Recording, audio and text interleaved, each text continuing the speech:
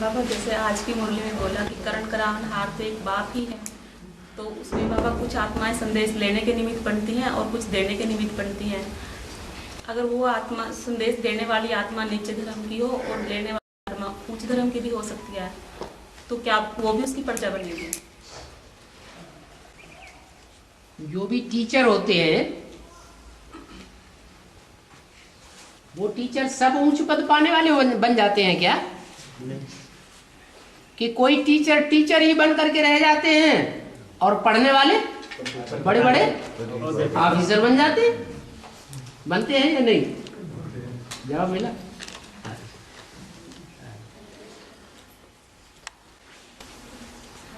जो बाबा 4.5 लाख आत्माएं होंगी, उनमें 50 लाख सूर्यवंशी आत्माएं ऐसी होती हैं कि जो सारी दुनिया को शरीर छोड़ते हुए देखेगी। हैं? जो पूरी दुनिया को शरीर छोड़ते हुए देखेंगे 50,000 सूर्यवंशी आत्माएं 4.5 में से। अच्छा, तो बाबा टोटल सूर्यवंशी आत्माएं कितनी होती है? जो सिर्फ सूर्य को फॉलो करें और कोई को फॉलो न करें और आखिरी परीक्षा तक भी फॉलो करें, जो फाइनल परीक्षाएं होंगी वो कड़ी से कड़ी परीक्षाएं होंगी या सहज होंगी? दुनिया में विनाश तो होता ही रहेगा और दुनिया में हिंसा तो बढ़ेगी या घटेगी? बढ़ती ही रहेगी। तो ऐसे टाइम पर भी जिनकी बुद्धि में एक बाप दूसरा न कोई सहारा, वो इस स्टेज को प्राप्त करेंगे।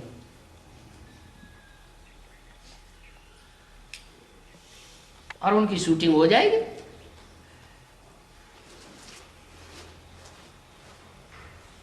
इसलिए रुद्र यज्ञ जब रचते हैं तो कम से कम कितने शालिग्राम रचते हैं? 1 लाख शालिग्राम रचे जाते हैं।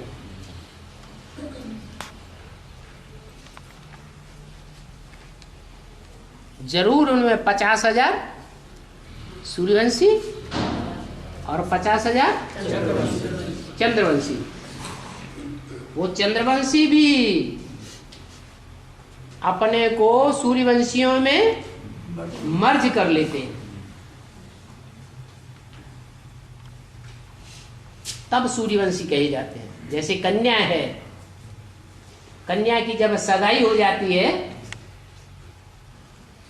तो माँ बाप के घर में भले किसी भी कुल की कही जाती हो, फिर पति के कुल में जाकर पति के कुल की कही जाती है।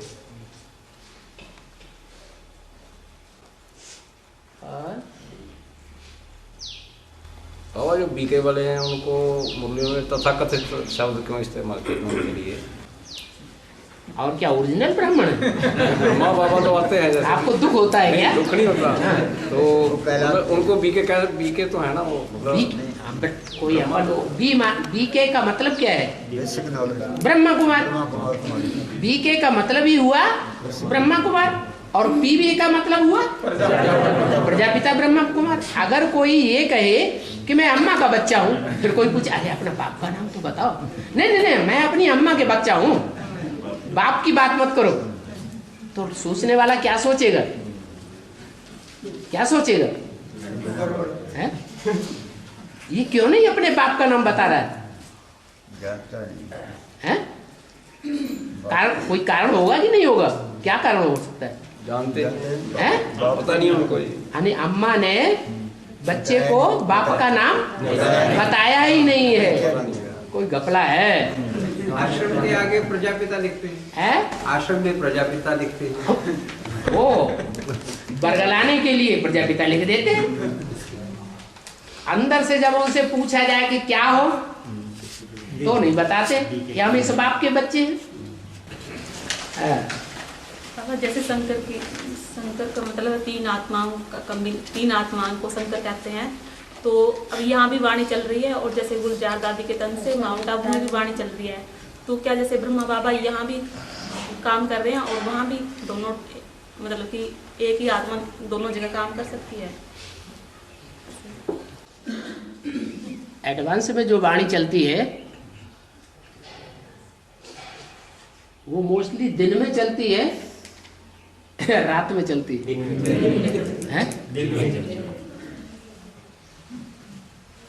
ब्रह्मा को ज्ञान चंद्रमा कहा जाता है। चंद्रमा रात में निकलता है, रोशनी देता है, या दिन में रोशनी देता है? मुरली चलती थी ब्रह्मा के तन से, तो गुड नाइट का भी कहते थे क्या? गुड मॉर्निंग, गुड नाइट की तो बात ही नहीं। और अभी गुलजार दादी में जो वाणी चलती है क्या कहते हैं अंत में? Good night. गुड नाइट का मतलब क्या होता है? गुड नाइट तब की जाती है जब अलग अलग हो जाते हैं। क्या पति पत्नी आपस में मिलकर के एक ही कमरे में रह रहे हो तो गुड नाइट करेंगे? नहीं करेंगे ना। तो बाप से तो कभी गुड नाइट करने की बात है ही नहीं। वो तो हमारे सदा साथ रहे, स्वप्न में भी बाप साथ में रहे। गुड नाइट की तो बात ही नहीं। अब ब्रह्मा बाबा क्या करते हैं? गुड नाइट करते हैं। क्यों करते हैं गुड नाइट बच्चों से? प्रस्थान करते हैं। क्योंकि ब्रह्मा की आत्मा जानती है कि ये जितने भी बच्चे बैठे हैं वो कोई किस धर्म के हैं, कोई किस धर्म के हैं। आज नहीं तो कल ये सब मेरे से बिछड़ने वाले हैं।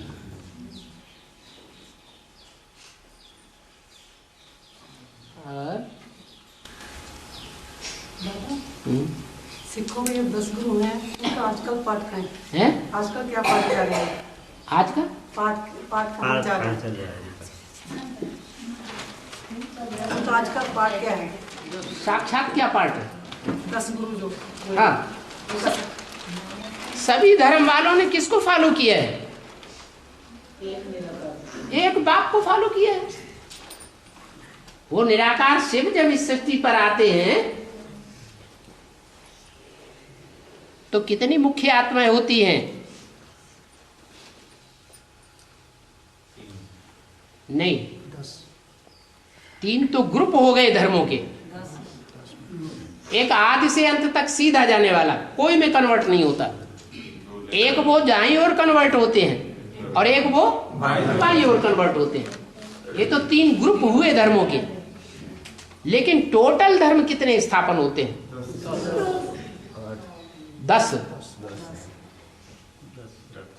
10 प्रकार की धारणाएं हैं मुख्य रूप से संसार में।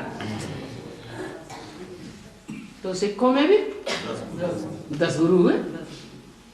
और बाबा जब राम बाप याद के आदमी जब फिर हुए तो त्रेता की शूटिंग हुआ, तो बाबा फिर दोबारा जन्म जब लेते हैं, जब बाबा जब राम वाली आत्मा जब दोबारा जन्म लेते हैं तो सतयुग का शूटिंग करते हैं। सतयुग का शूटिंग करते हैं। क्या करते हैं? सतयुग का शूटिंग करते हैं दोबारा जन्म लेकर के। दोबारा जन्म लेकर के राम बाप सत्युग की शूटिंग करते हैं, या जब दोबारा राम की आत्मा आती है ब्राह्मण संप्रदाय के बीच में तो सत्युग की शूटिंग पहले से हो रही होती है। पहले से हो रही। हाँ, 40 वर्ष जो है उसमें शुरुआत के 10 वर्ष जो है वो तो संगम में संगम के हैं। 36 से लेकर 46-47 तक। 46-47 में स्वर्ग का नमूना बन गया, जिसका यादगार अजमेर में दिखाया जाता है।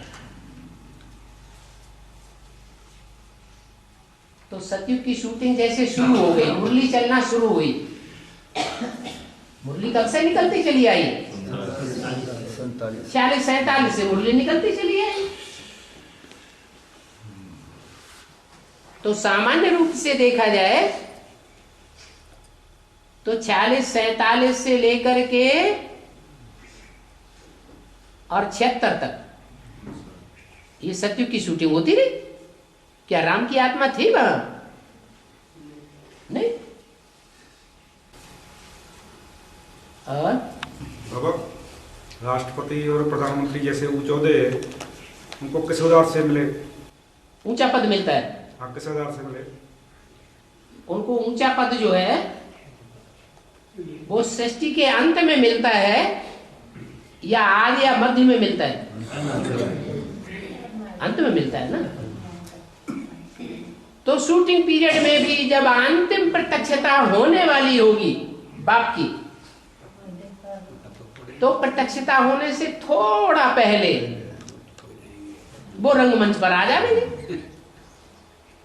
चाहे गांधी जी की आत्मा हो, चाहे सुभाष चंद्र बोस की आत्मा हो, या जो बड़े बड़े अल्पकाल की राजाई लेने वाले, कुर्सी पे बैठने वाले अभी बैठे हुए हैं, वो अपना पार्ट बजाए रहे हैं। वो भी लेते कहां से हैं?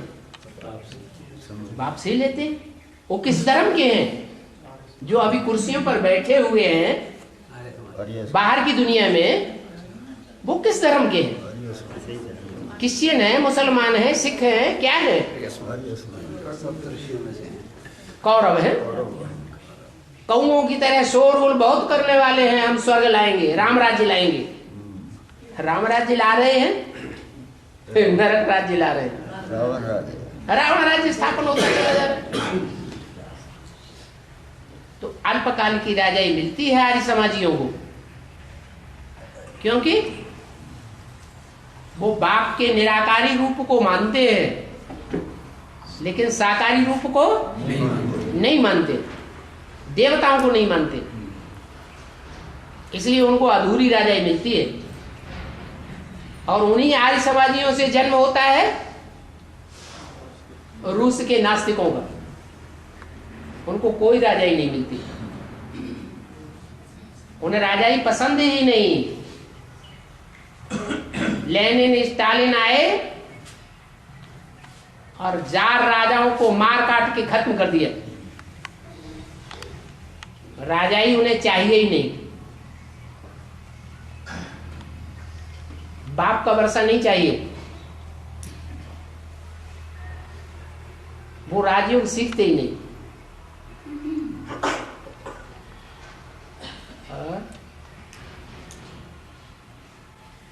बाबा, जो 63 जन्मों के विकर्म हैं उनको हम या तो जोगबल से चुक्त कर सकते हैं या फिर कर्म भोग से। जैसे तो जैसे राम बलि आत्मा है, मतलब जोगबल में तीखी है सबसे। अच्छा, तो फिर भी कुछ ना कुछ कर्म भोग रहता है। जैसे फिर वो कैसे, क्या जोगबल? ठीक बात है। जब रामबाली आत्मा है, इतना बड़ा पुरुषार्थी है और वो विश्व का बादशाह बन जाता है, तो योग बल से सारे विकर्म भस्म करना चाहिए, है? बीमार तो नहीं पड़ना चाहिए, है? कितना बढ़िया विचार है। लेकिन वो सबका बाप है या सिर्फ योगियों का बाप है? राम राजा ही कहा जाता है कि राम प्रजा भी कहा जाता है? राम राजा, राम प्रजा, राम साहूकार है।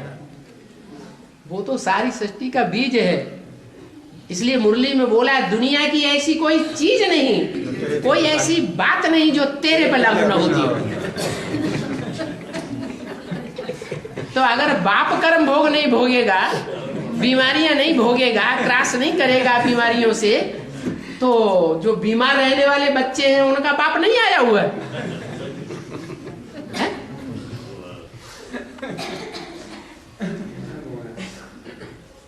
वाह, बुद्धि बहुत बढ़िया चल रहा है।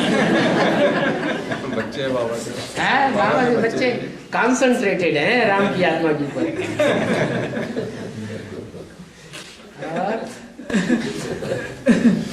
बाबा, जब नास्तिक धर्म का बीज भी तो स्वर्ग में आएगा नहीं है? नास्तिक धर्म का बीज भी तो यहीं पर बैठे। हाँ, तो वो तो उसका मतलब क्लियर करके बोलो। बीज तो स्वर्ग में आएगा। नास्तिक धर्म का जो बीज है वो हाँ। तो यहीं पर होना चाहिए ना। हाँ, तो उसका फिर बीज के वो मुरली में बोला, भारत इस समय पूरा नास्तिक है। क्या? भारत माता नहीं कहा, क्या कहा? भारत इस समय पूरा नास्तिक है। भारत माता स्त्रीलिंग है या पुल्लिंग है? स्त्रीलिंग। और वो स्त्री जो भारत माता नाम से कही जाती है वो विधवा है या सधवा है? सधवा है। सधवा है तो भारत पिता भी होगा या नहीं होगा? होगा। जो भारत है उसके लिए बोला है खास कि रामायण की सारी कथा की कहानी भारत के ऊपर है। तो किसके ऊपर है रामायण की कहानी? भारत माने क्या? रामायण की कहानी राम के ऊपर है ना। तो बाप क्या कहना चाहते हैं कि राम वाली आत्मा ही भारत है।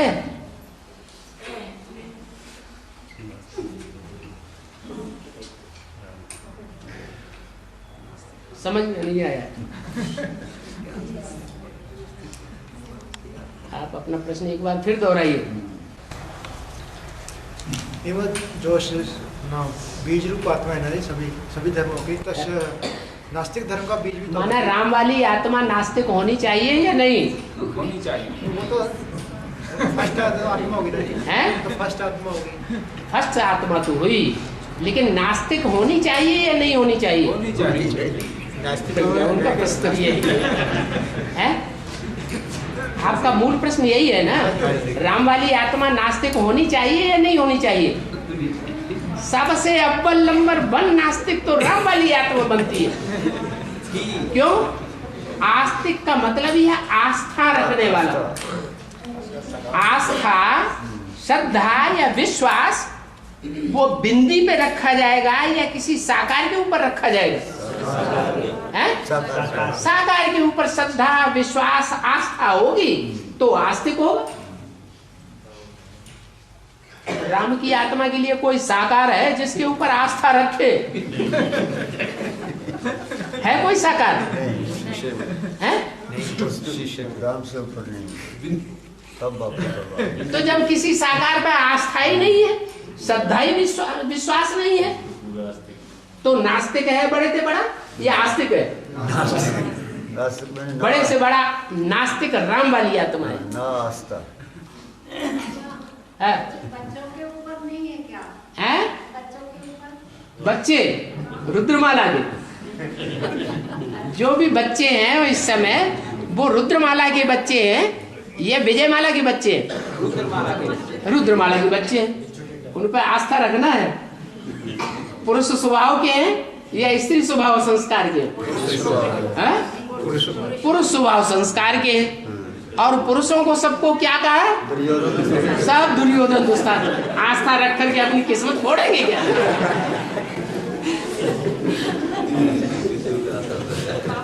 महागौरी प्रत्यक्ष होने के बाद महाकाली प्रत्यक्ष होगी। क्या? महागौरी प्रत्यक्ष होने के बाद महाकाली प्रत्यक्ष होगी। ये क्या बात हुई?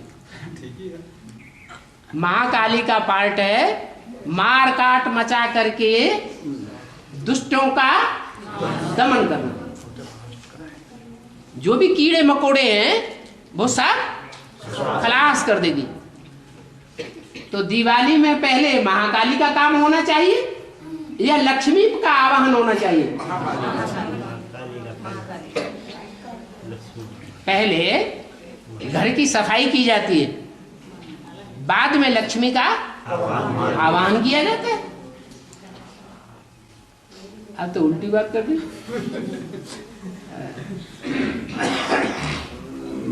बाबा जैसे राम जन्मभूमि तो कौशल्या नगरी है और शास्त्रों में राम जन्मभूमि जैसे बाबा अपने लिए तो वही है। द्रौपदी जन्मभूमि कहा होता तो भी ठीक है। हैं? द्रौपदी का जन्मभूमि तो गाया हुआ है, राम जन्मभूमि नहीं गाई हुई है।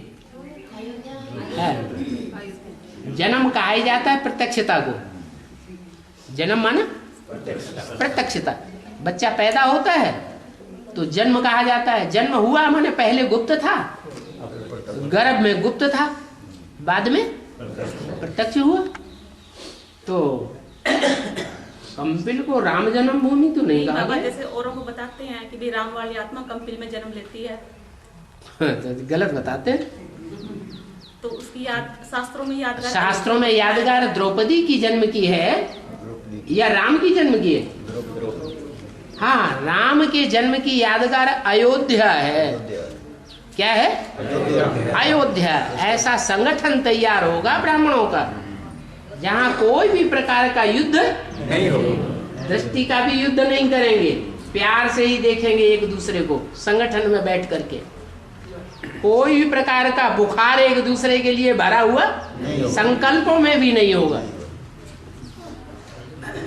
वाचा से आपस में एक दूसरे से लड़ाई लड़े, एक दूसरे से गिलानी करें, वो तो बात ही खत्म।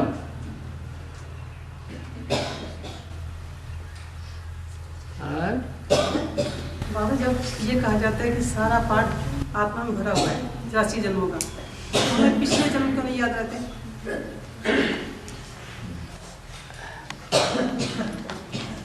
मृत्यु एक एक्सीडेंट है या नहीं है? एक्सीडेंट के बारे में कोई जानता है कि कब हो जाए? कोई जानता है? एक्सीडेंट के बारे में पता नहीं, अचानक एक्सीडेंट हो जाता है। तो मृत्यु भी एक प्रकार का एक्सीडेंट है। और जो एक्सीडेंट होते हैं वो सामान्य होते हैं फिर भी, लेकिन मृत्यु एक ऐसा विशेष एक्सीडेंट है, ऐसा महत्वपूर्ण एक्सीडेंट है, बड़े से बड़ा एक्सीडेंट, कि जिस एक्सीडेंट के बाद कुछ भी याद नहीं रहता। वो जो सामान्य एक्सीडेंट होते हैं हद की दुनिया में, उनमें भी कभी कभी याददाश्त गायब हो जाती है। थोड़े समय के लिए कॉमा में नहीं जाते, लंबे लंबे समय तक कॉमा में चले जाते हैं, कुछ भी याद, सारी जिंदगी भी कुछ नहीं याद रहता है। तो ये तो बड़ा एक्सीडेंट है। और एक बार का एक्सीडेंट ऐसा नहीं होता है। ये आत्मा तो कितने जन्मों के एक्सीडेंट से गुजरती है, इसलिए कुछ याद रहना संभव नहीं है। और बाबा शक्तियों को शेर की सवारी दिखाते है, बिल्कुल। हाँ, क्यों? मान लिया शेर की सवारी दिखाते, क्यों दिखाते हैं?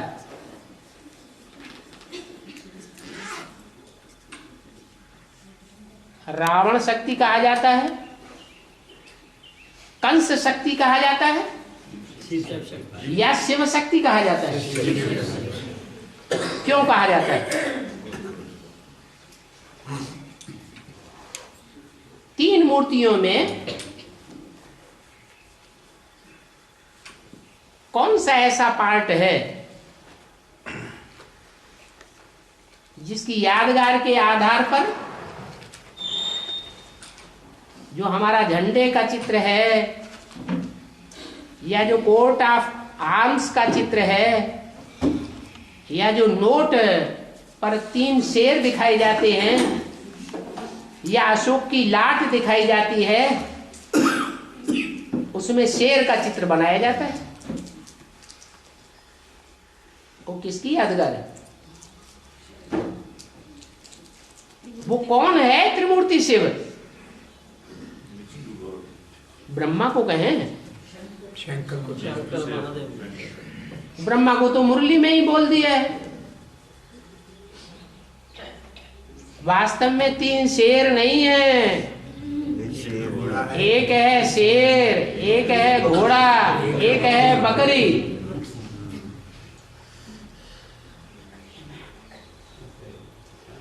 बकरी की क्या खासियत होती है?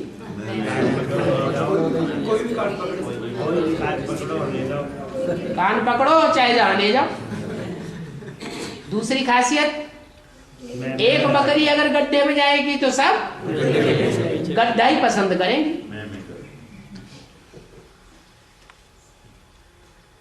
तो एक है बकरी, वो कौन हुआ? नहीं, वैष्णवी देवी का जो पार्ट बजाने वाली प्रसिद्ध होगी संसार में, वो अभी बकरी का पार्ट बजाए रही। इसलिए मुरली में बोला है क्या?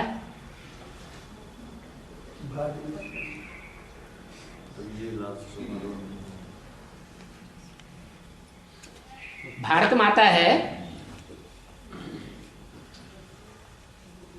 मिस इंडिया है, तो मिस इंडिया को कहाँ होना चाहिए? इंडिया में सेवा करनी चाहिए। फिर विदेश में धक्के क्यों खाती है?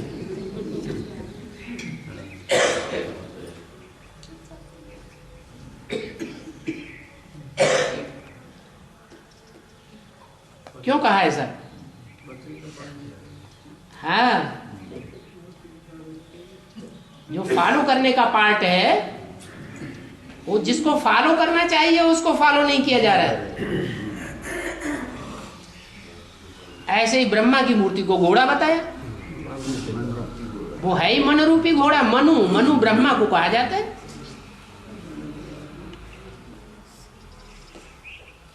तो भक्ति मार्ग वालों ने तीनों शेर दिखाई दिए।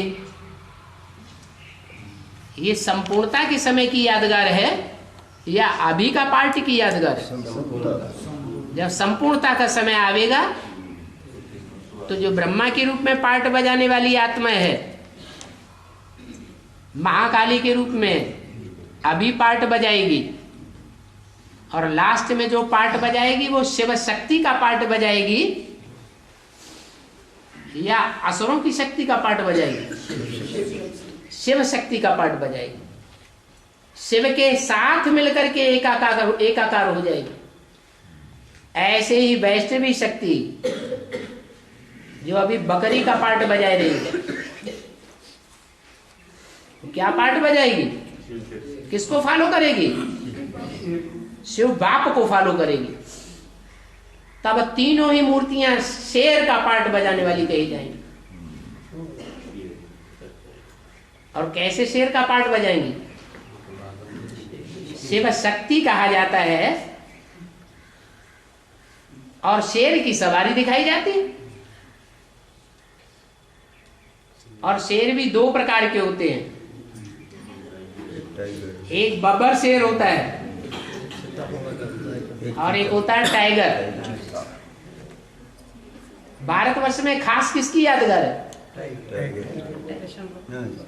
टाइगर की यादगार है। हमारे भारत का राष्ट्रीय जानवर है, पशु कौन सा है? टाइगर।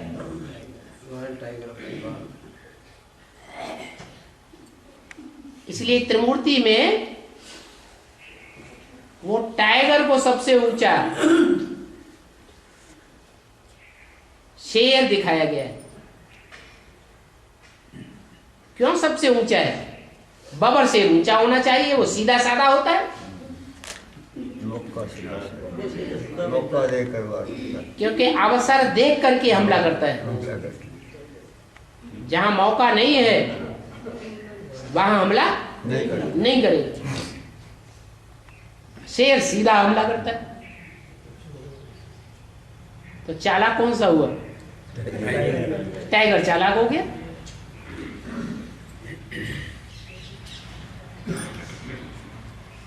बाबा, जैसे सकारी दुनिया में इनका सवाल अभी पूरा नहीं हुआ या समझ में आ गया आपको? सवाल समझ में आ गया? ठीक है, वो टाइगर से मौका देखकर हमला करता है। हाँ, वो तो ठीक है। इनका सवाल क्या था? इनका सवाल था शिव शक्ति क्यों कहा जाता है? शेरनी शक्ति क्यों कहा जाता है? इसलिए कहा जाता है कि शेर को शेरनी प्यार से बस में कर सकती है या जोर जबरदस्ती करके बस में कर सकती है। तो प्यार से तो भगवान तुम्हारे पांव भी चाटेगा। मुरली में भी कहता है खूब बाबा के साथ, बाप के साथ बातें लाते करो। जहाँ प्यार होता है वहां लाते भी अगर खा ली जाए तो कोई हर्जा नहीं होता, लेकिन जोर जबरदस्ती करके उसको बस में नहीं किया जा सकता। इसलिए शेरनी शक्ति कहा जाता है। जो शेर है, शेर का पार्ट बजाने, जंगल का राजा है, जंगल का राजा जो शेर है वो ऐसी ज्ञान की दहाड़ मारता है संसार में, संसार रूपी जंगल में, कि उस दहाड़ से सारे प्राणी दहल जाते हैं। ये कौन सी दहाड़ है? ज्ञान की दहाड़ है।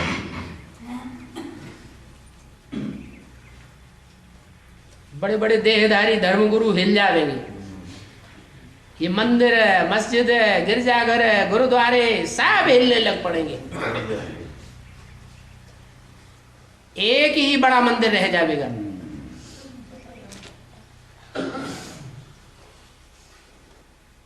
तो शेर के ऊपर सवारी की होगी ना,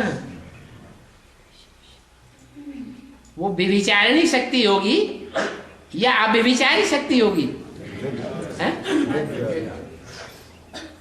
कैसी होगी? अव्यभिचारी शक्ति होनी चाहिए। अगर मन में भी दूसरे का संकल्प आता है, दृष्टि कहीं उलझ जाती है, बड़ा सुंदर है, तो शेरनी शक्ति की लिस्ट में नहीं आएगी।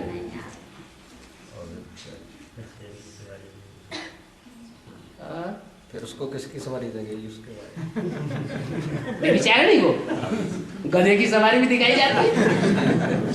कोई देवी है जिसको गधे की सवारी दिखाई जाती है?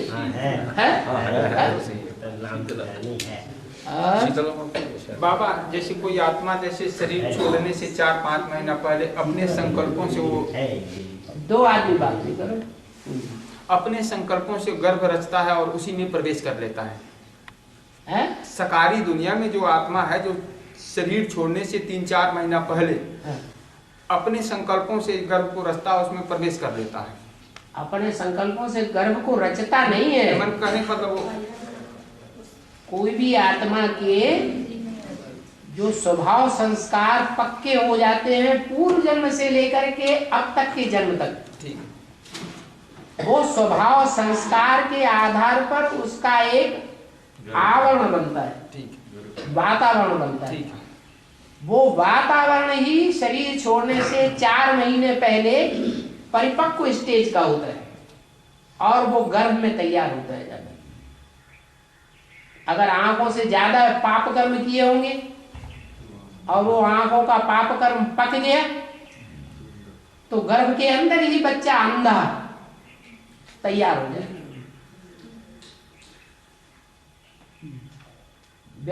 प्राणी शरीर छोड़ेगा 4-5 महीने के बाद, लेकिन उसका अगले जन्म का जो स्वरूप है वो पहले से ही तैयार हो जाता है। तो बाबा, जैसे निराकारी धाम से जो आत्माएं जैसे इस धरा पर उतरती हैं, तो वो कैसे जैसे प्रवेश करते हैं? उसका भी कुछ होता है कि वैसे ही ड्रामा अनुसार उसमें पाप होता है? नहीं, तो निष्पाप आत्माएं, ठीक है, जो निष्पाप आत्माएं हैं वो प्रवेश करेंगी या गर्भ में आवेंगी? प्रवेश करती, तो प्रवेश करती है। तो 33 करोड़ देव आत्माएं और उनमें प्रवेश करने वाले करोड़ों की तादाद में ऊपर से आत्माएं आती रहती है, प्रवेश करती रहती। सत्युग त्रेता में गर्भ महल में प्रवेश करती है और द्वापर कलयुग में गर्भ जेल में प्रवेश करती। नहीं बाबा, जैसे यहाँ पर इस दुनिया में जैसे दूसरे धर्म की, जैसे इस्लाम धर्म की आत्मा है, तो जब शुरू में जब उतरेगी तो इस्लामियों में ही प्रवेश करेगी। क्यों इस्लामी में क्यों प्रवेश करेगी? तो किसी देवता धर्म की आत्मा में आवेगी। इस्लामी कोई है दुनिया में? इब्राहिम आवेगा या इब्राहिम के फॉलोअर्स आवेंगे पीछे पीछे, तो उस समय क्या इस्लामी होते हैं इस दुनिया में? नहीं होते ही नहीं, देवात्मा होती है, उनमें नंबरवार प्रवेश करते हैं। हाँ, उनकी कैटेगरी है। किस तरह की कैटेगरी है? उनकी कैटेगरी यहाँ संगम युग में तैयार होती है। उनकी कैसी कैटेगरी है? अभी एडवांस पार्टी इतनी जोर शोर से समझा रही है कि संदली पे बैठ करके कोई गुरु, कोई मनुष्यों को दृष्टि देता है, इससे आत्मा की बैटरी क्षीण होती है। इस दृष्टि से सृष्टि सुधरने वाली नहीं है, अवस्था नीचे जाती रहेगी, बुद्धि भ्रष्ट होती रहेगी, भगवान को पहचानने वाली बुद्धि नहीं बनेगी, फिर भी वो मानने वाले नहीं। तो इस्लाम धर्म को फाउंडेशन कहां पड़ रहा है? यही पड़ रहा है।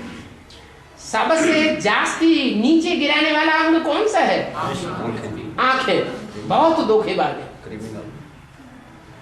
और उन्हीं को खुली छूट दे दी संग का रंग करने के लिए।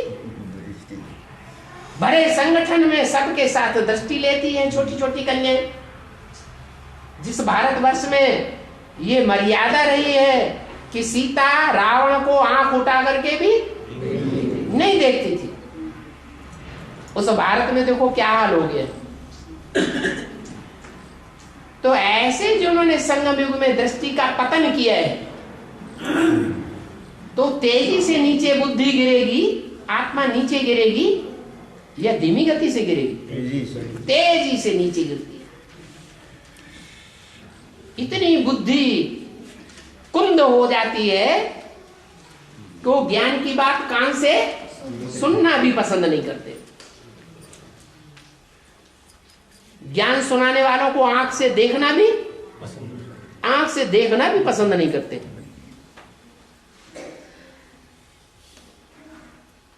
तो ऐसी जड़त्वमयी आत्माएं जो दृष्टि के व्यभिचार में फंस जाती हैं और बहुत ही दृष्टि का व्यभिचार करती हैं संगम युगी ब्राह्मणों की दुनिया में, उनमें से जो अव्वल नंबर आत्मा है वो द्वापर के आदि में इब्राहिम का आधार बनती है। क्यों? वही क्यों आधार बनी? और भी तो 33 करोड़ देवताएं हैं, उनमें से कोई आधार क्यों नहीं बन जाती? उसी कैटेगरी की आत्माएं आधार क्यों बनती हैं?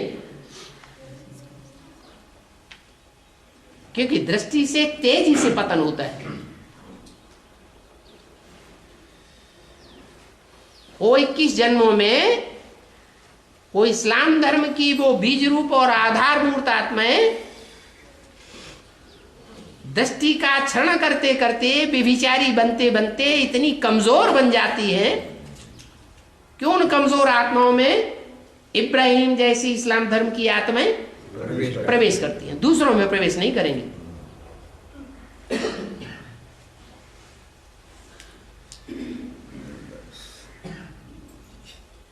और प्रवेश करके अपने धर्म में कन्वर्ट करके ले जाते हैं। तो इस आत्मा ने, इस्लाम वाली आत्मा ने क्या ब्रह्मा कुमारी के दौरान में ये इस्लाम धर्म की जो दृष्टि का लेन देन का ये शुरू करवाया, प्रचलन करवाया उन आत्मा ने?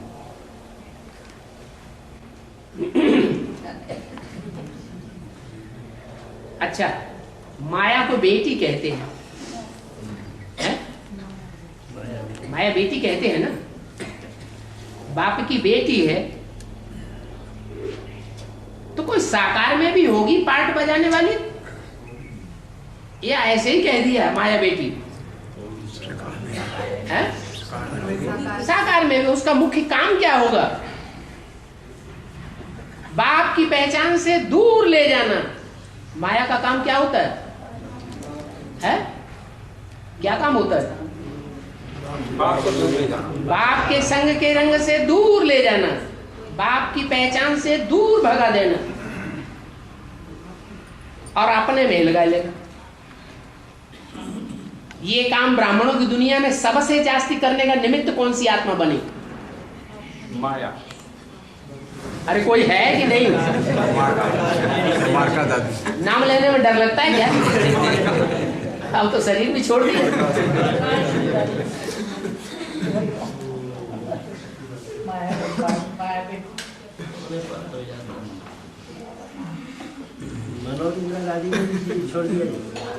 जो बात चल रही है इसका प्रश्न क्या है? क्या प्रश्न है? माया बेटी नहीं कि यज्ञ में कौन आत्मा निमित्त बनी ये प्रचलन के लिए? हाँ बता दो। इस बात का ज्ञान देने वाला कौन निमित्त बनता है कि दृष्टि लेना देना ये व्यभिचार फैलाना है, आपस में दृष्टि लेना देना, इसका निमित्त कौन बनता है? अरे ये ज्ञान देने वाला कौन है? शिव बाबा। लेकिन शिव बाबा ये ज्ञान किसको निमित्त बना करके देता है? जिसमें प्रवेश करता है। किसमें प्रवेश करता है? ब्रह्मा ने ये बताया कि दृष्टि मत लो। शंकर ब्रह्मा के सामने ही दृष्टि का लेन देन होता रहा। कोई आत्मा निमित्त बनती है ना, तो जो राम वाली आत्मा निमित्त बनती है उस आत्मा से दूर ले जाने का काम किसने किया? तो विरोध किया। ये बात उनकी समझ में आई कि दृष्टि का लेना देना गलत है? नहीं आई। और दूसरों को भी वही बात पढ़ाई।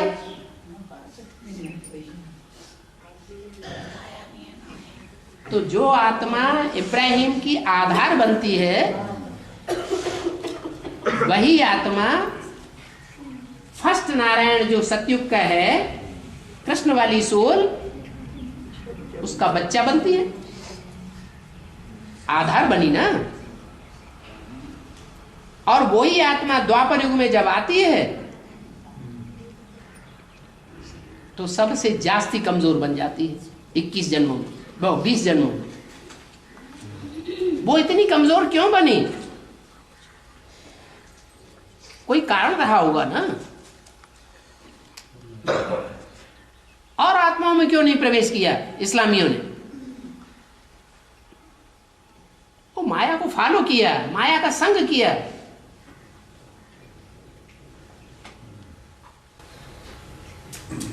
और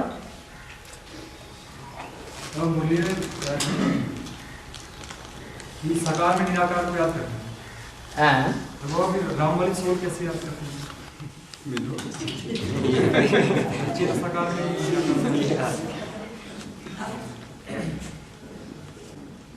राम वाली सोल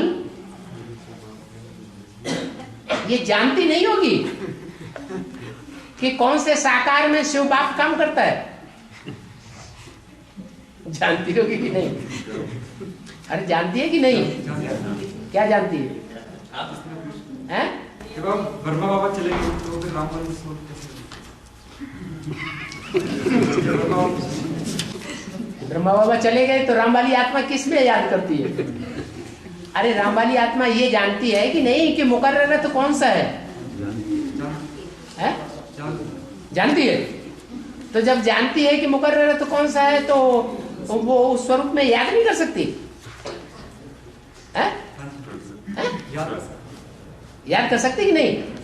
और याद करना उसको सहज होगा या कठिन होगा? सहज होगा। उसको तो और ज्यादा सहज होगा। आत्मा को याद करना सहज होता है या परमधाम में सुप्रीम सोल को याद करना सहज होता है? परमधाम में याद करना वो तो ऊपर उड़ाना पड़ता है बुद्धि को, और ऊपर वाला नीचे आया हुआ है।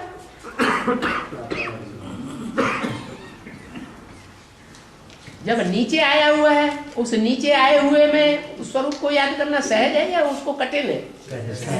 क्यों सहज है? क्यों सबसे नजदीक तो वो है, तो कठिन क्यों होगा? और ही सहज हो गया। बाबा एडम ईव के पार्ट में ईव का पार्ट किसका माना जाएगा, ब्रह्मा का या जगदम्बा का? क्या क्या? एडम ईव का पार्ट। ईव का पार्ट किसका माना जाएगा, ब्रह्मा का या जगदम्बा का?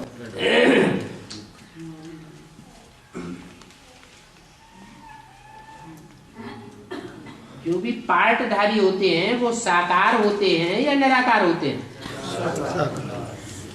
इसमें थोड़ा गंदम फल खाने की बात आई है। गंदम फल खाने की बात आई है ना। हाँ। तो स्त्री का रूप तो उसमें मतलब लज्जा का कवच चढ़ा होता है। हाँ। तो इसलिए फिर जो गंधक फल खाने वाली बात आई है वो ब्रह्मा का तो कहा जा सकता है, जगदम्बा का कैसे कह सकते हैं? जगदम्बा महाकाली नहीं बनती। अरे हाँ ना तो करो जगदम्बा महाकाली बनती है या नहीं? बनती है।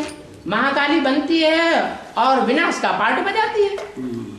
तो विनाश इम्प्योरिटी से होता है या प्योरिटी से होता है?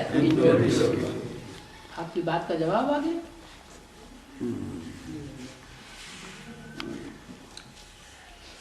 महाकाली और महागौरी क्यों कहा गया? कर्मों के आधार पर कहा गया या बिना किसी कर्म के ऐसे ही कह दिया गया? कर्मों के आधार पर कहा जाता है। कलमु ही है, कलमुआ है, काला मुंह करके आ गया।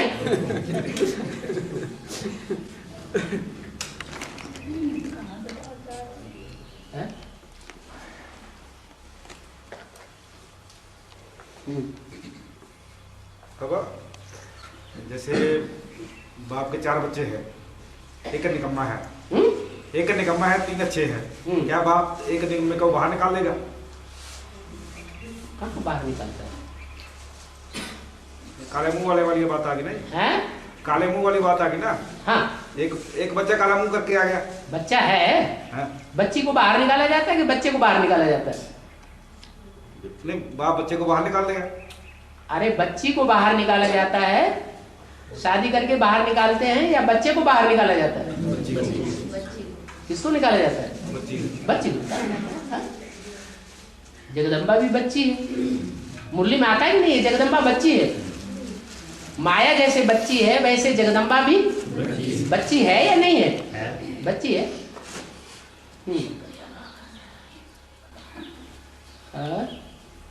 जब भी कोई शरीर छोड़ता है, जब कोई शरीर छोड़ता है, कौन? कोई भी दुनिया में, हाँ, पीछे बोला था राम राम सत्य है, हाँ, और किसी देव का नाम नहीं है, हाँ, सिर्फ राम का नाम नहीं है। हाँ, दुनिया में सब मरेंगे कि नहीं मरेंगे? कोई ऐसा रह जाएगा जो मरेगा नहीं? है? एक नहीं, वो एक भी जीते जी मरेगा और उसके फॉलोअर 1 लाख जो होंगे वो भी जीते जी मरना सबको पड़ेगा। तो अंत समय का गायन है, जब मरा पड़ेगा ना इस सृष्टि पर तो कौन प्रत्यक्ष हो जाएगा?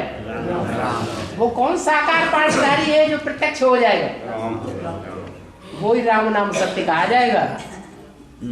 न कोई देवी देवता प्रत्यक्ष होगा ऐसा जो सत्य कहा जाए, क्योंकि सारे झूठे।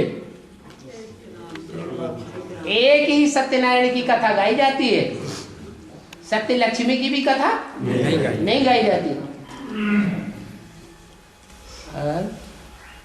बाबा जैसे माया ने अंधकार का काम किया, बच्चों को दूर कर दिया बाबा से, तो लेकिन नाम तो प्रकाश मुनि है, नाम तो प्रकाश मुनि है। कलयुग में नाम सच्चे होते हैं या सतयुग में नाम सच्चे होते हैं?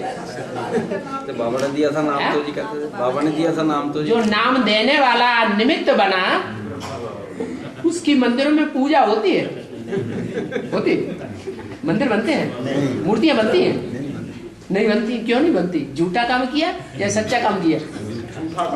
है झूठा काम किया। समझ में आ रहा है?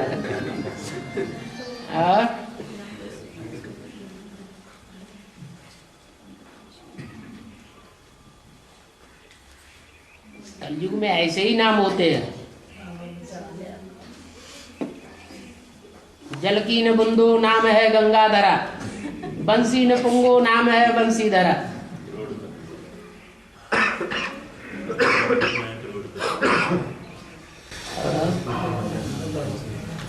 बाबा जो 8वां नारायण है, सतयुग 8वां नारायण सिख धर्म का है।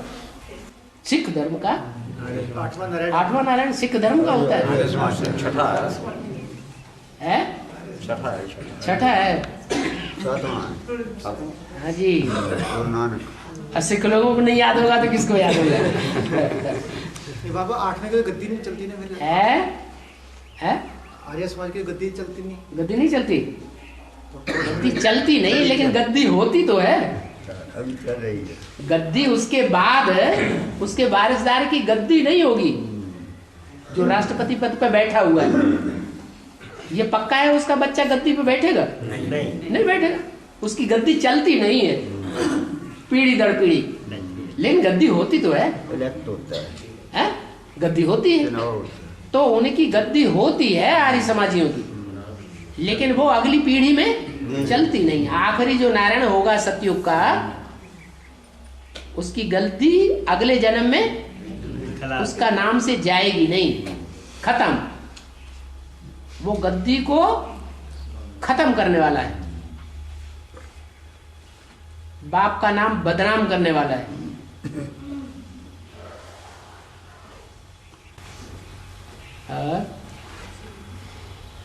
बाबा जब शिव बाप नीचे हैं तो क्या परम धाम खाली हो जाए? क्या सुप्रीम सोल परम धाम में नहीं है? माने अभी दुनिया की आबादी बढ़ नहीं रही है, तो क्यों ऐसा कहते हो? क्या सुप्रीम सोल नहीं है परम धाम में? है सुप्रीम सोल, सुप्रीम सोल नीचे आया हुआ है या ऊपर है? नीचे आया हुआ है। जब नीचे आया हुआ है तो नीचे काम करेगा या ऊपर, नीचे ऊपर होता रहेगा? नीचे करेगा। है नीचे करेगा। उसको जिन्नात तो नहीं बनाया हुआ है सीढ़ी चढ़ो और ऊपर से नीचे उतरो। ये जिन्नात का टाइटल हम बच्चों को दिया है। क्या तुमको बाप ने काम दिया हुआ, कोई काम न मिले तो सीढ़ी चढ़ो और नीचे उतरो। जिन्नात का पार्ट बाप का सुप्रीम सोल का है क्या? नहीं। अरे वो तो आया है तो तभी वापस जाएगा जब काम पूरा कर लेगा। इसलिए मुरली में बोला है कि जो मुझे ऊपर याद करते हैं वो है शूद्र संप्रदाय। क्या जब नीचे आया हुआ है तो ऊपर क्यों याद करते? इसका मतलब पक्के ब्राह्मण नहीं बने हैं, ब्रह्मा को पहचाना नहीं है। ये बुद्धि में बात बैठी नहीं है कि ब्रह्मा इस सृष्टि पर प्रैक्टिकल में कार्य कर रहा है। अभी भी ब्रह्मा है या नहीं है इस सृष्टि पर? ब्रह्मा है। इसलिए तो पूछा, उन ब्राह्मणों से पूछो तुम्हारा ब्रह्मा कहाँ है? सूक्ष्म बतन में। तो जब सूक्ष्म बतन में तुम यहाँ काय के लिए बैठे? हमारा ब्रह्मा तो यहाँ है, हम ब्रह्मा कुमार हैं पक्के। तो हम ब्रह्मा कुमार ब्राह्मण हैं। ब्रह्मा है तो ब्रह्मा कुमार है। ब्रह्मा नहीं है इस शक्ति पर तो ब्राह्मण कहां से आ गया?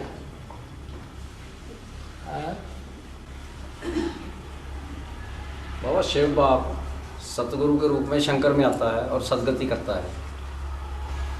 तो जो अपना इसका कल्प वृक्ष का चित्र है उसके नीचे लिखा हुआ है कि मैं ब्रह्मा द्वारा जीवन मुक्ति और शंकर द्वारा मुक्ति देता हूँ। तो आपको दिखाई नहीं पड़ता प्रैक्टिकल जीवन में कि ब्रह्मा का जीवन खुद का है जो दूसरों को देगा जीवन मुक्ति? उसके नीचे क्यों लिखा है? तो इसलिए पूछा। तो जरूर कोई जो झाड़ का चित्र है जिसमें स्त्री पुरुष के रूप में ब्रह्मा सरस्वती बैठे हुए जगत पिता जगदम्बा के रूप में, वो जगदम्बा जगत पिता प्रैक्टिकल में है या मुरली में जो बात बोली गई है उसको मानेंगे? मुरली में तो बोला है वास्तव में ये ब्रह्मा सरस्वती को भी माँ बाप नहीं, मम्मा बाबा नहीं कहेंगे। तो वास्तव में मम्मा बाबा कोई और हैं या ब्रह्मा सरस्वती ही मम्मा बाबा है? कोई और हैं जो एक ही के आदि में बैठ मम्मा बाबा को पढ़ाते थे। वो दोनों ही ब्रह्मा और शंकर फिर तो एक ही हो गई।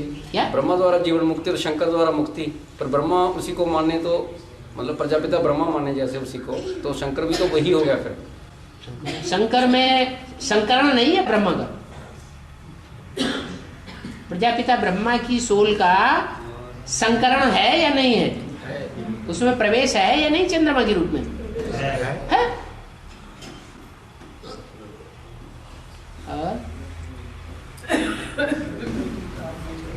बाबा जो 108 की माला बनती है सभी धर्मों के 12-12 मंडके उसमें आते हैं, तो उन मंडकों को पहचान क्या होगी? नीचे वाले नीचे काम करने वाले हैं, ऊंचे वाले ऊपर का काम करने वाले हैं। जो दाईं ओर के हैं वो अच्छा काम करने वाले हैं, जो बाईं ओर के हैं बाएं हाथ बुरा काम करने वाला होता है। तो पहचाने नहीं जाएंगे? तो बाबा उस माला में बुरा काम करने वाले भी आ गए। काम करने की गति है क्या कोई किसी गति से काम करता है, कोई की क्या पॉलिसी, कोई की क्या पॉलिसी। पॉलिसी अपनी अपनी अलग अलग है, इसीलिए तो उनको अलग अलग तरीके से दिखाया गया। कोई को लेफ्टिस्ट दिखाया गया, कोई को राइटियस्ट दिखाया गया। जो भी धर्म है दुनिया में, उनमें लेफ्टिस्ट ज्यादा पावरफुल हैं या राइटियस्ट ज्यादा पावरफुल है? कोई कहता लेफ्टिस्ट, कोई कहता राइटिस्ट। झाड़ के चित्र में जो भी धर्म की डालियां दिखाई गई हैं, उनमें लेफ्ट के जो धर्म वाले हैं वो ज्यादा पावरफुल हैं या राइट के ज्यादा पावरफुल हैं? अपने अपने समय पर तो दोनों ही पावरफुल हैं जी। अपने समय पर महात्मा बुद्ध पावरफुल है, फिर उसको कन्वर्ट किसने किया?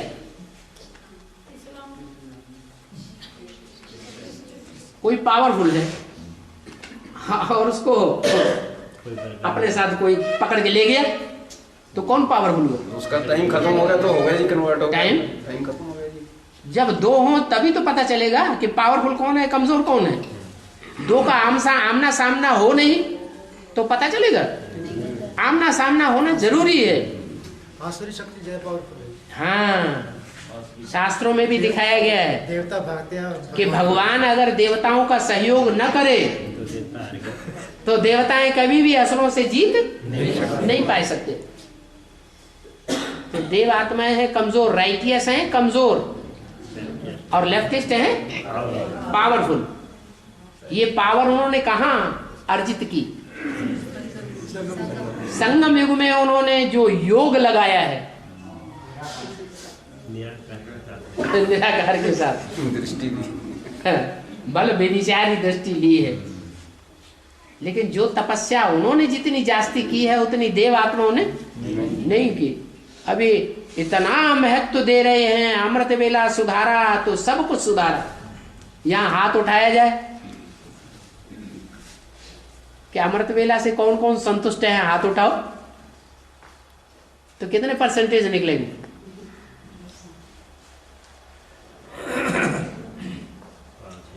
ये देश है वीर जवानों का। कैसे वीर जवान? अलबेलों का, मस्तानों का।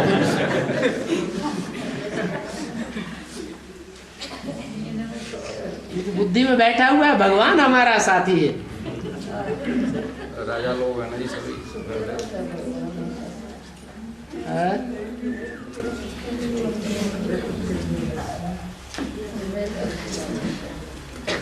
बाबा जो 63 जन्म का हिसाब किताब है वो 21 जन्मों के आधार पर बनता है।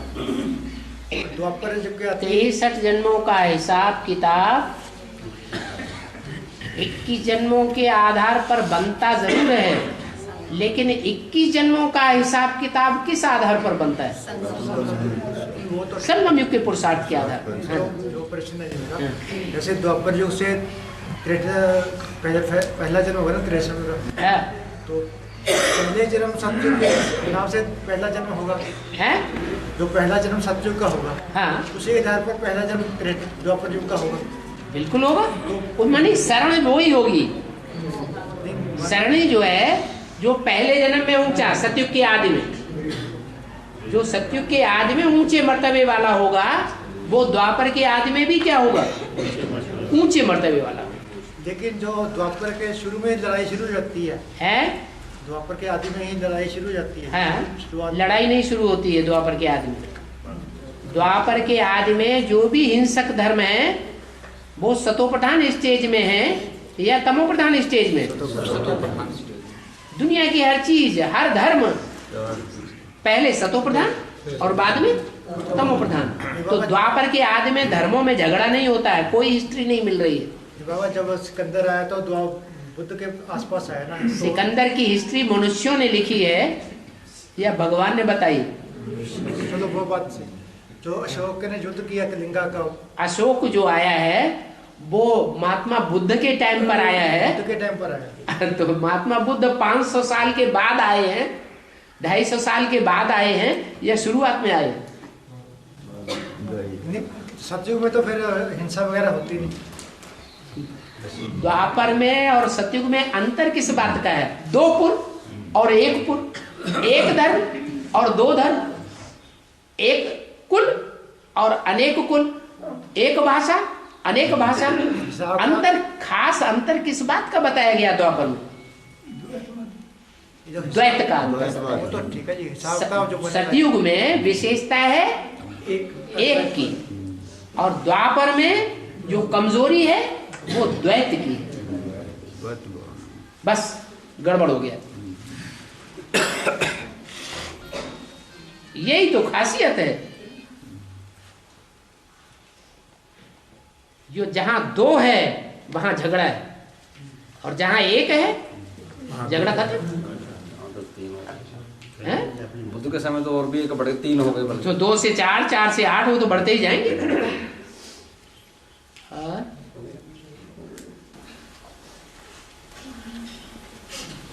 बाबा मुरली में बोलते हैं कि आदमी पर्चा मिला कि लाश को गुम कर दिया गया। तो जैसे बाबा ऐसा क्यों बोला कि लाश को गुम तो तभी करते हैं जब किसी को धोखे से मारा जाता है।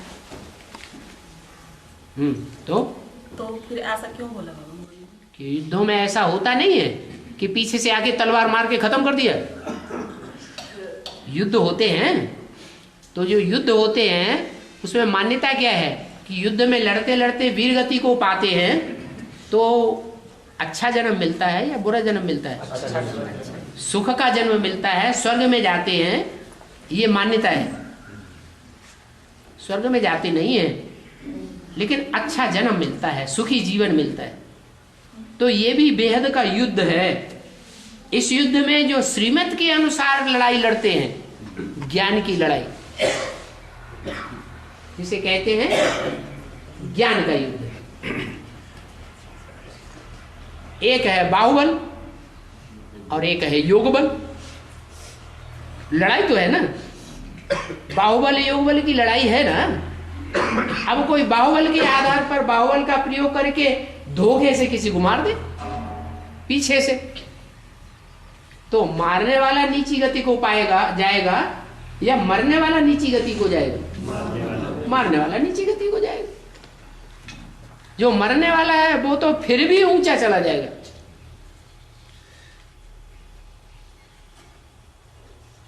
ऐसे नहीं कि हत्या हो गई तो अकाले मौत हो गई, अकाले मौत हो गई तो भूत प्रेत बनना पड़ेगा। जो भूत प्रेत बनते हैं वो अपने मन के संकल्पों के आधार पर बनते हैं या दूसरे के संकल्पों के आधार पर बनते हैं? अपने मन के संकल्पों के आधार पर बनते हैं। वो युद्ध करने वाला तो सच्चाई से युद्ध करता रहा, मारने वाले ने मारा। खराब संकल्प किसके थे? मारने वाले के खराब संकल्प थे। जो मरने वाला है वो तो अच्छे संकल्पों में शरीर छोड़ा। अंत मते सोगते। उसको सूक्ष्म शरीर, भूत प्रेत का शरीर कैसे मिलेगा?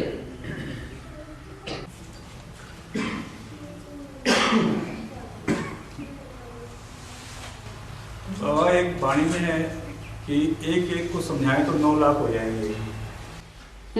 ये गलत बात है। एक एक को बैठ के समझाने से वारसदार बनने की संभावना है। एक बैठ करके एक को समझाएगा तो व्यभिचारी बनाएगा या अव्यभिचारी बनाएगा? अव्यभिचारी बनाएगा। और जब अव्यभिचारी बनाएगा तो राजा ही बनाएगा।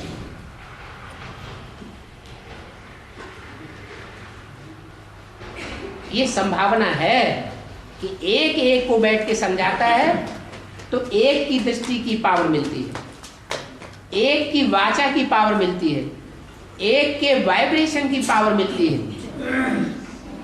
और एक 4-5 को बैठ के समझाएगा, इधर भी देखेगा, फिर इधर भी देखेगा, फिर इधर भी देखेगा, फिर इसको देख करके इसके वाइब्रेशन के आधार पर बात करेगा, फिर इसको देख करके इसके वाइब्रेशन के आधार पर बात करेगा, इसके वाइब्रेशन के आधार पर दूसरी वाचा बोलेगा, इनके वाइब्रेशन और दृष्टि के आधार पर दूसरी वाचा बोलनी पड़ेगी। तो व्यभिचारी ज्ञान हुआ है, आप व्यभिचारी। इसलिए राजा अगर बनाना है तो एक एक को बैठ करके समझाए। बाप का वर्षा देना है तो, और प्रजा बनाना है तो प्रजा तो लाखों की तादाद में बनती है। बाबा जब फुर्रुखाबाद में भट्टी होती है जब फुर्रुखाबाद में भट्टी होती है फुर्रुखाबाद में भट्टी होती है जब तो एक को तो समझाते नहीं है। उससे पहले वो तो सिर्फ जो भट्टी होती है इसलिए की जाती है ज्ञान की समझानी कि जो समझ करके आए हैं पहले दिन निश्चय पत्र लिखाया जाता है या 7वें दिन लिखाया जाता है? पहले दिन लिखाया जाता है। तो भट्टी तो सिर्फ इसलिए होती है ज्ञान की, ज्ञान सिर्फ इसलिए सुनाया जाता है कि आप जो सुनकर के आए हैं वो आपने एक्यूरेट वही सुना है जो सुनना चाहिए या दूसरा सुनकर के आए। अगर कुछ दूसरा सुन के आए हैं तो उसको रिफाइन कर लें। भट्टी का मतलब ये नहीं है कि वहां बीज डाला गया है ज्ञान का। बीज तो आपका ज्ञान का पहले से ही पड़ा हुआ है। जहां से संदेश और लेकर के आए हैं, निश्चय बुद्धि बन करके आए हैं। बिना निश्चय बुद्धि बने कोई पैसा खर्च करके कहीं जाएगा?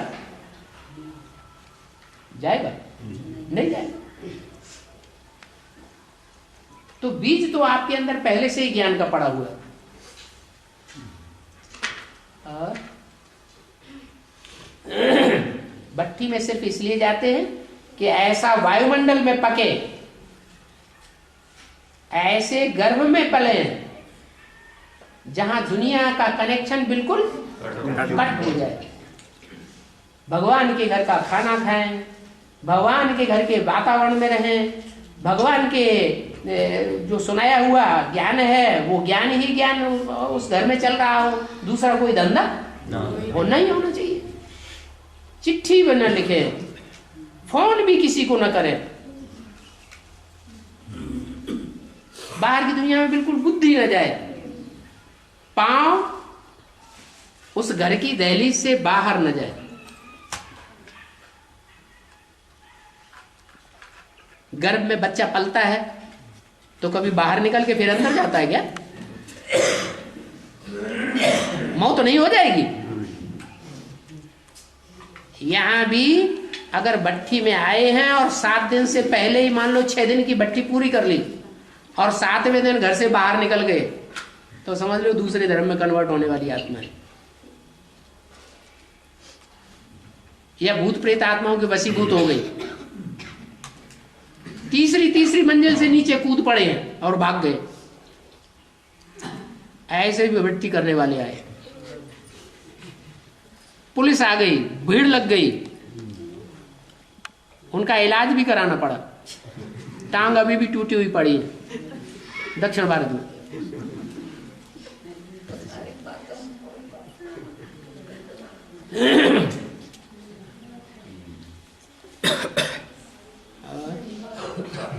अभी तो 8 मंजिल का बन रहा है। अभी कंप्लीट बना तो उससे भी 7-8 मंजिल का। और क्या, अभी तो 5वीं 8वीं मार से गिरेंगे तो खत्म ही हो जाएगा।